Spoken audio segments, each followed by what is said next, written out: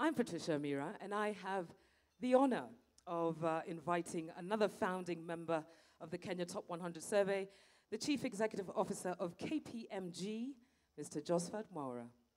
Good evening, ladies and gentlemen.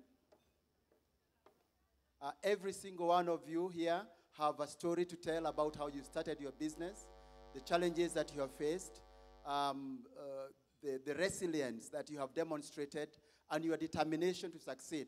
And really, truly, we want to recognize that and celebrate that today. And I want yourselves, just give yourselves a big hand for that. We talked about our theme for this year, one market, more growth opportunities. And we are talking about that in the context of East Africa, and we talked about that also in the context of Eastern Africa. We said our market spreads all the way from Eastern DRC to Somalia. And we can perhaps begin to send messages to Somalia that there are other ways of making money other than holding up ships.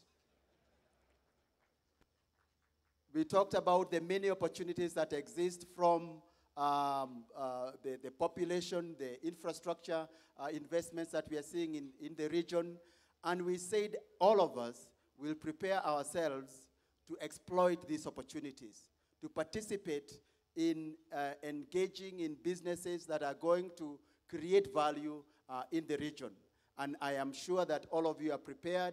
All of you are already thinking about how to engage with other partners from around the world to make sure that when we open up this region, when these opportunities open up, that members of Top 100 are participating in those organizations, and we said you can then grow to really be recognized as global organizations, not just East African organizations. But for us to realize that, we need to make sure that some basics are in place.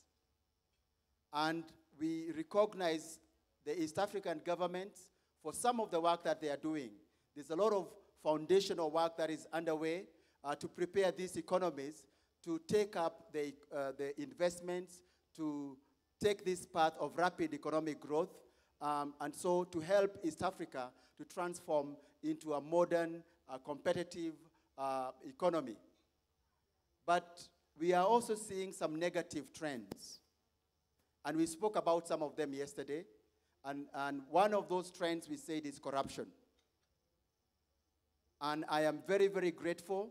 I hope this evening we'll actually be recognizing those organizations that signed an integrity pact and said that as far as they are concerned, they will do everything possible within their own businesses not to engage or participate in any activity that perpetuates corruption or is against the law.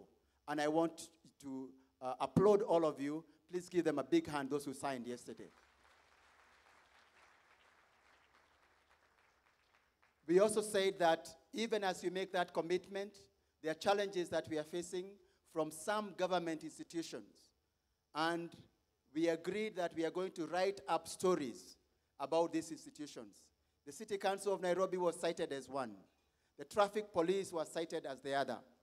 And we are going to write these stories about our experiences and to demonstrate to these organizations how they are affecting the business environment, how they are undermining your efforts to create wealth and employment in this country.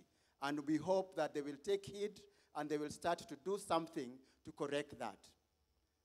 I hope all of you are determined to provide that input so that we too can make our contribution in that fight against corruption. But we also say that one of the most important initiatives about fighting corruption is making sure that we have men and women who have been put in positions of responsibility purely on the basis of their competence, of their suitability, and of their integrity. That is what we said in the new constitution. If you look at section 73 of that constitution, it says every person in leadership is going to be appointed on that basis. Now, we hope this is going to be practiced because this afternoon we have had some news that suggests that the government is not serious about this. We have heard that there has been an appointment of a new managing director for Kenya Bureau of Standards in complete contravention of the selection process. We hope that is going to be dealt with and it's going to be reversed because we said yesterday this is affecting businesses very negatively. It was only yesterday that we were talking about counterfeit products. It was only yesterday that there was a regional event here discussing the significant loss that businesses suffer from an ineffective regulatory mechanism to stop the entry of low quality and fake products into this market. To then go ahead and appoint somebody who is not gone through the appropriate selection process is an insult to the business community, and it must be dealt with.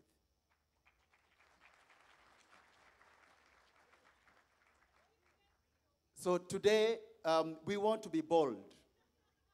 Today, we want to tell every single person in Kenya that we have the capacity to create wealth. And with that capacity to create wealth, we are also determined to tell every single person who gets in our way that it is not in our interest for them to continue to put hurdles in our way.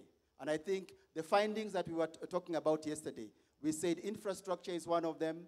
12% of the 250 businesses that responded said corruption is an issue. Energy is an issue.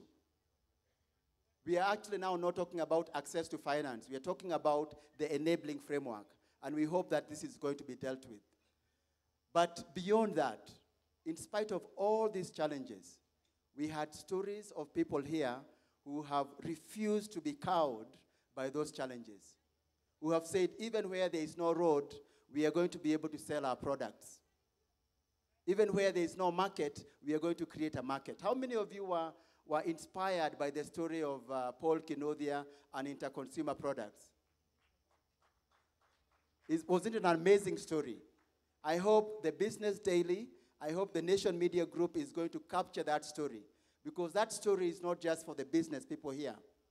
That story, I believe, is also for the people who are seeking employment in Kenya, for the youth who are hopeless somewhere, because they need to listen to somebody who went out to look for a job, who started a business with 3,000 shillings, and today is running an organization of more than 1.2 billion shillings in less than 15 years.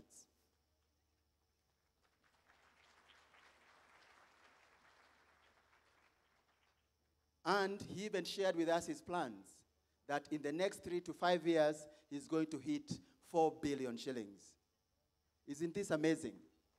So we want to celebrate people like that so that we can encourage others to listen to those stories and to start wherever you are, however humble, and make sure that you realize some growth, you create some wealth, you create some employment opportunities, and you help somebody else set up a new business. But the other thing we're also celebrating this evening is that not only are you doing business, and you're doing business to some very outstanding standards, but you're also giving back to your communities. Many of you are participating in educating children who can't afford education.